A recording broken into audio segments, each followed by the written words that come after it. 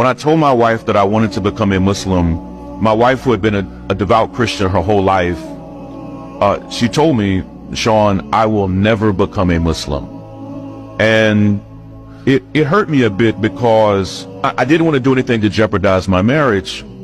A few weeks later, when I traveled to Edmonton, I shared with some men, including a local imam there in Edmonton, that I didn't know how to approach this with my wife.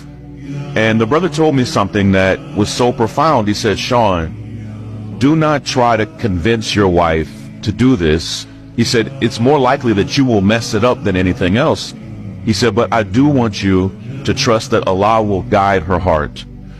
When I got home from Edmonton, this is in early January, just not that long ago, I laid both of those copies of the Quran on my dresser, not because I was like low-key wanting my wife to find them. I just didn't want them to get bent up in my suitcase. I was so exhausted from traveling that I went to bed like at 8 p.m. When I woke up almost 12 hours later, my wife had grabbed one of those copies. She's a professor, a doctor. Yes.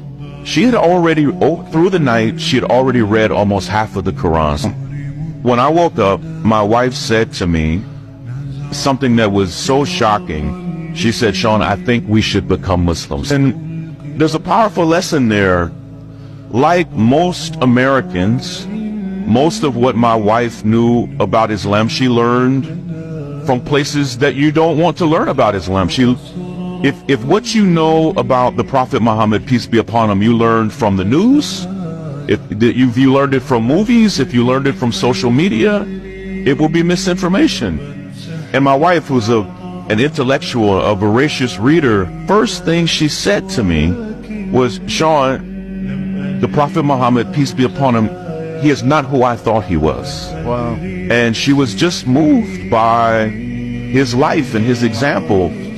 And she was also, she thought that to become Muslim, it meant you no longer had any reverence for Jesus. And I think most Christians think that. Yes. And it was actually quite the opposite.